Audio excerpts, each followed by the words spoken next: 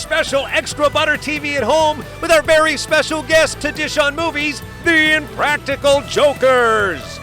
Well, a couple of them anyway. Which ones at this point? It's a crapshoot, but we'll still be talking about movies together. Bury the lead, you will not.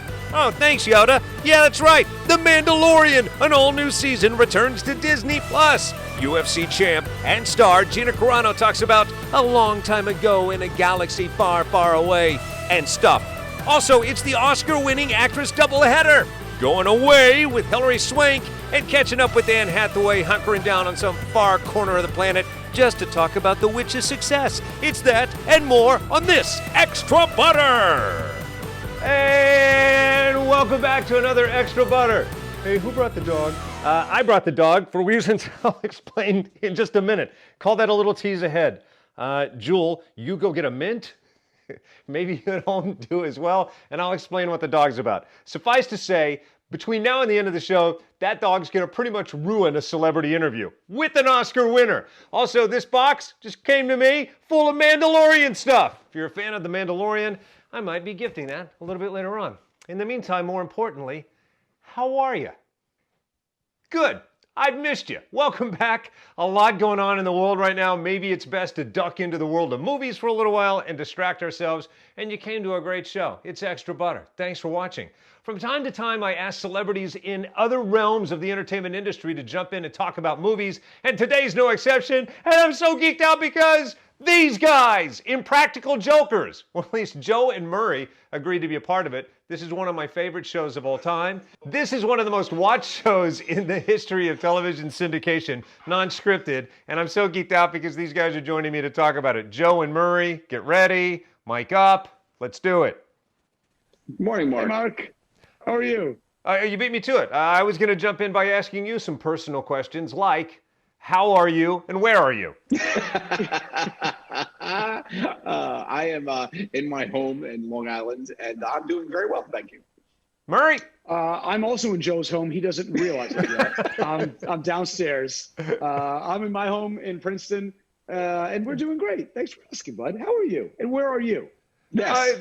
Thanks for asking. I'm in California, in the TMZ somewhere. A little over the top geeked out because I'm so often watching you, but now you're in my home in your homes. Well, we appreciate you. We appreciate you. I got to ask you guys, in your wildest dreams, did you imagine your troupe would go on to do these incredible things, to sell out arenas, to have these shows? Did you see it coming? Yeah, I mean, our master plan is coming out perfectly. We thought we would start with small improv shows in New York City and then fail miserably for multiple years, and then finally come on Impractical Jokers, our version of the prank show. And then finally we'll figure out, oh, you know what, let's do a game show as well, Misery Index. After that, let's all have dinner at our houses together and film it for the world. And then in between, we'll just pack arenas. I think we're pretty close. I mean, we're dead on. And then we just also predicted that we would have to take a year off from touring as well. So we're pretty accurate. Yeah, the movie was a surprise. We didn't see that coming. No, that came out of nowhere.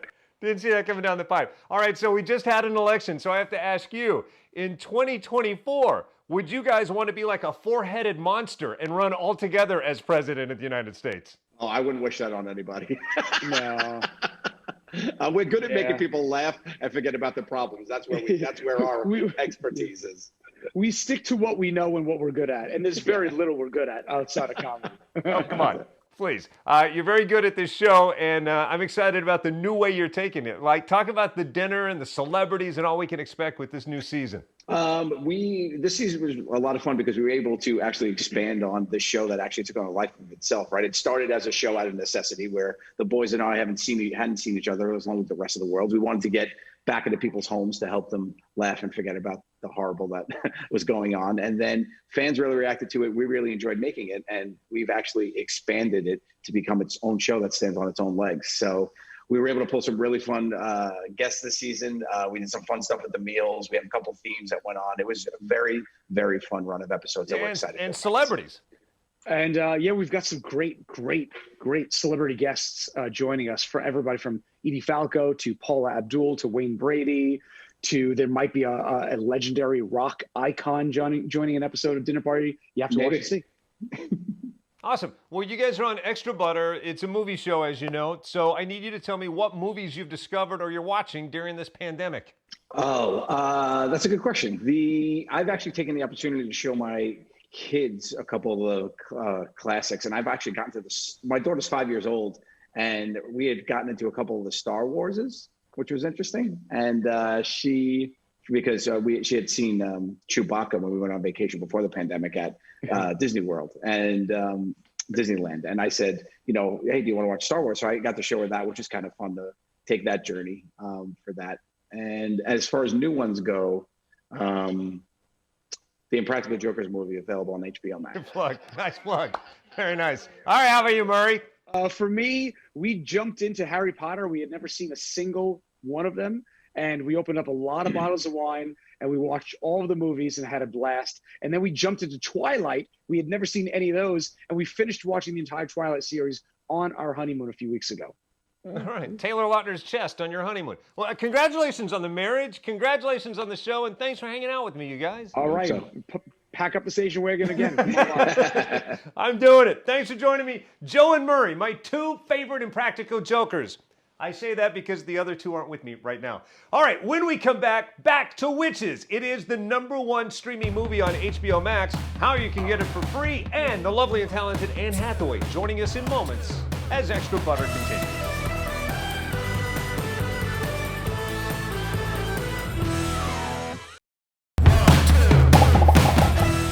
What's going on, you? Welcome back. Thanks for hanging out with me on Extra Butter. This is where we talk about movies the way you talk about movies, except every now and then I get super geeky on a movie like I'm about to on The Witches. All right, you can see it right now. It's the #1 streaming movie on HBO Max, which, by the way, you can get free for a limited time. I think you sign up for a week. Make sure you sign back off again or you get charged.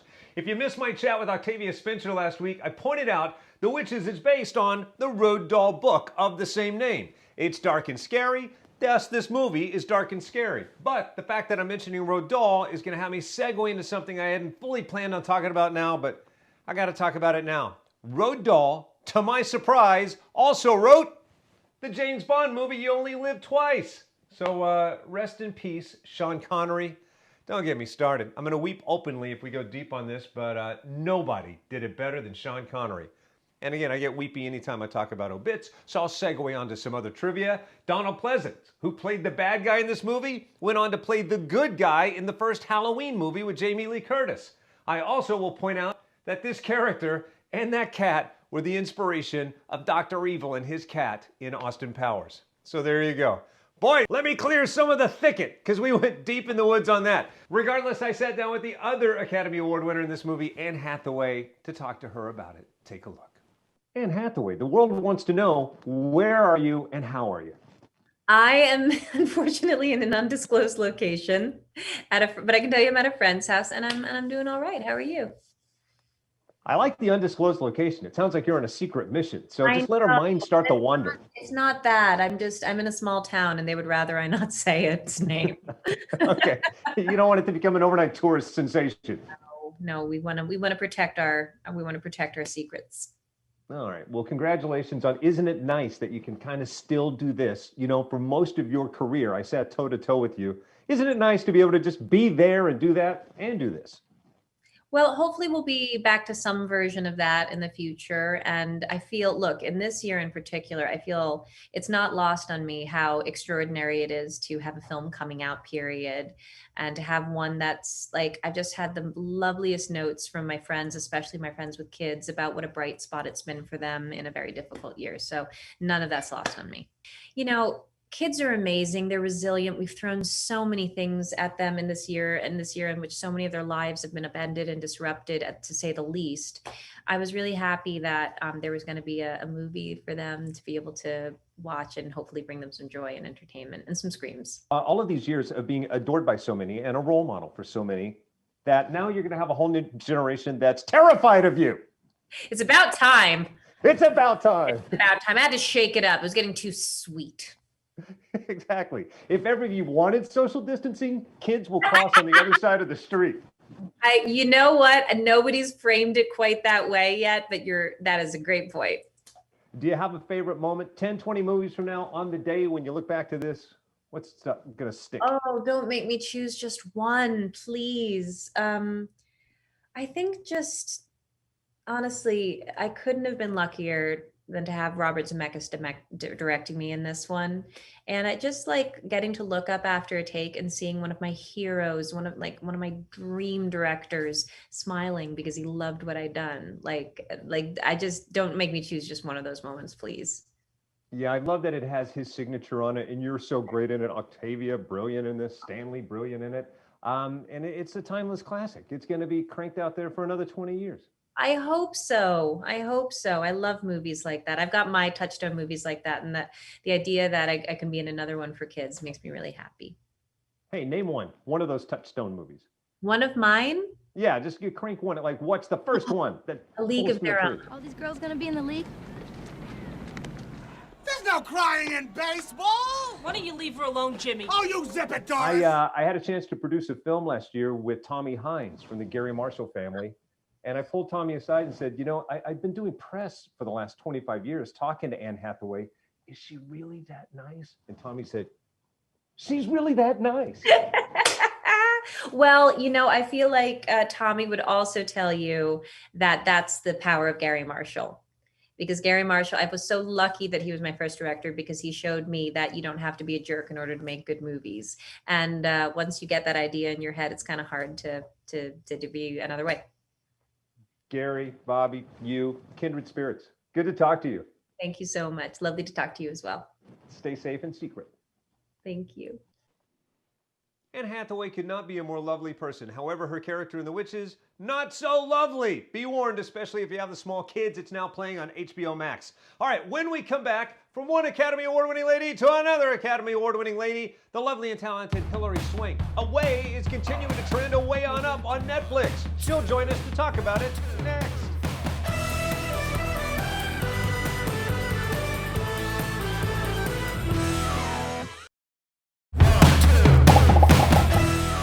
What's going on, you? Welcome back to Extra Butter. I want to talk about a show called Away. A little bit controversial. It's not controversial at all. But I will tell you this. Half of you are going, why now? Has it been on there for a minute? Yes, it has been on Netflix for a minute, but it's starting to uptick. People are discovering it a little bit later. And you should be watching it. You should be binging it because it's awesome. In it, Hilary Swank is an astronaut on a mission to Mars. She has to pretty much say goodbye to her family for 3 years, and it deals with, what happens at home with the family left behind, and then what goes on with the new dynamics and the new drama. And believe me, there's drama in space. I sat down with the Oscar winner, who I've talked to a few times, and had the chat ruined by my dog. Yes, I'm talking about you. Stop licking yourself.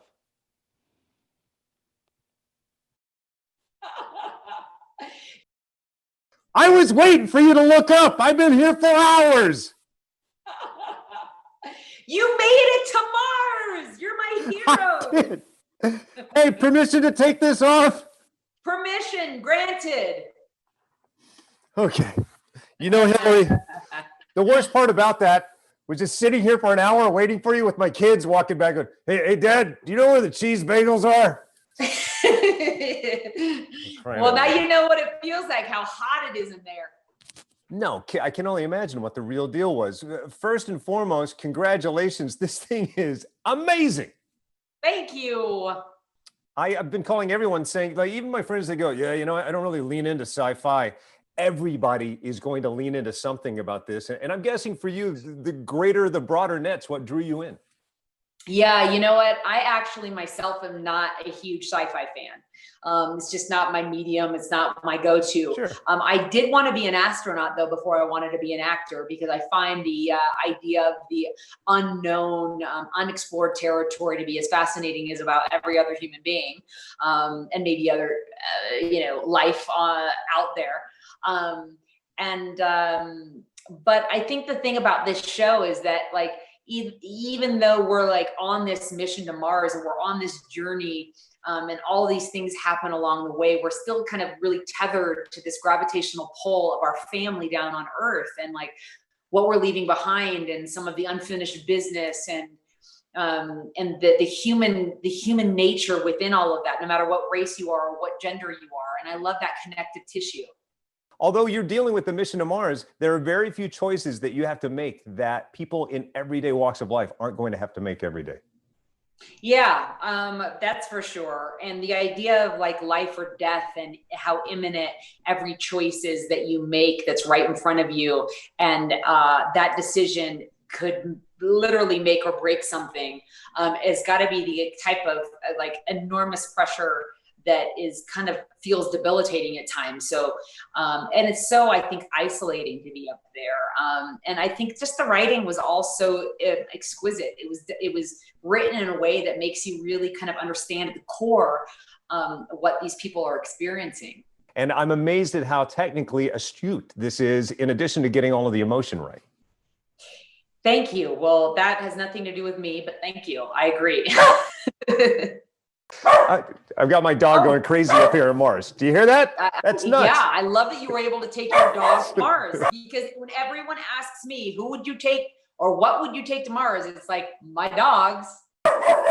As we wrap this up and while I deal with that, if you were to go to Mars and you could only take one musical group or artist and one movie to play on loop all the way there, what would that be? Wow. Well, that's kind of hard because like one genre. I guess you know what? The first band that came to my head is U2, just because I like when I was learning to fly, I would play U2 in my ear pods when I was growing up, just like inspirational music. And one movie, I don't know. What would you take? Only because I'm neighbors with him and I'm also a feature film producer. I would probably take Fatale because I love this movie.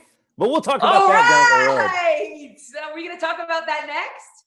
Yeah, we'll talk about that next time. I gotta get my dog and scoop up some Mars poo. Go over to Dion if you're his neighbor and say hello in that. I dare you. And take a photo and send it to me.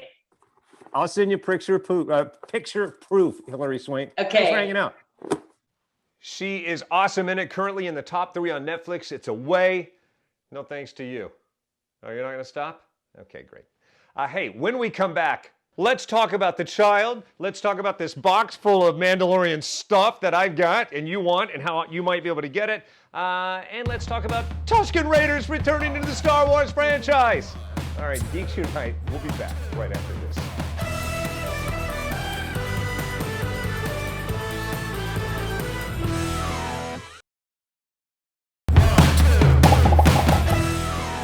Hey there, welcome back to Extra Butter. We're about to cross the finish line on the final segment, and I have saved the best for last. And by that I mean, I've saved my favorite for last, but it might be your favorite too. When I show you this picture from The Mandalorian, Season 2, now on Disney+, and you instantly say, oh my gosh, it's a Tusken Raider on a Banta, then I'm preaching to the choir. But the rest of you about to go away, don't go away, because I'm just talking about the show with The Child. That's Baby Yoda. But we call him The Child. If you haven't watched The Mandalorian, watch it. We're just now getting into Season 2. You can catch up. And besides, I've got this box full of all kinds of Mandalorian stuff. Check it out. Let's see, there's a Mandalorian bag. There's a Child plushie, some more Child stuff, and lots of Mandalorian stuff. How do you get it?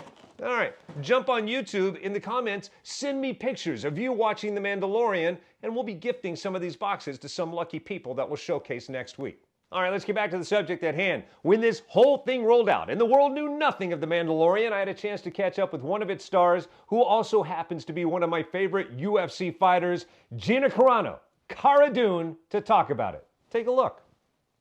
As an MMA fighter, you showed tremendous heart, and a lot of people are saying that that leans into this also. Thank you. Yeah, it definitely leans into it. I mean, the adrenaline I feel going out on that stage tonight, and the adrenaline I feel standing across from the actors I did and being directed by the people I was directed by, gave me, I would say now, more of a high than standing across someone knowing that they want to take your head off.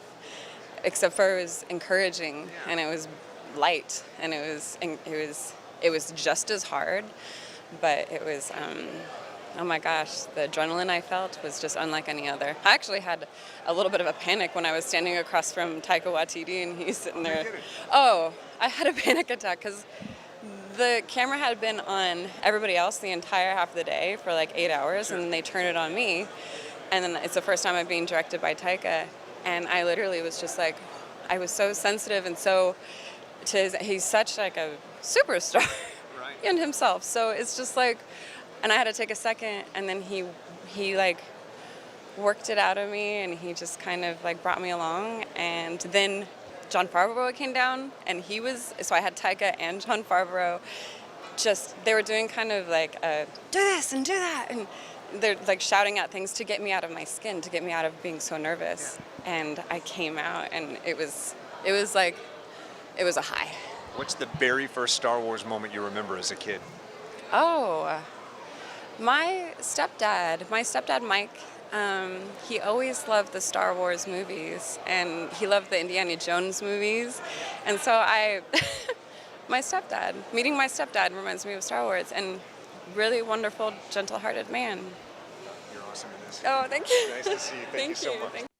She is phenomenal. I love when movies and television shows cast people that can open up a can of it in real life to open up a can of it in the movie or TV series. All to protect you, little buddy. It's all about you, the child. Baby Yoda, but we call him the child. All right, that's going to do it for this Extra Butter. Thank you so much for hanging out. Big appreciation to all those wonderful people in the credits who keep the show on the air each and every week. And you, nothing? Still going at it. All right. You can never groom too much, I say. Hey, thanks for watching. Be safe.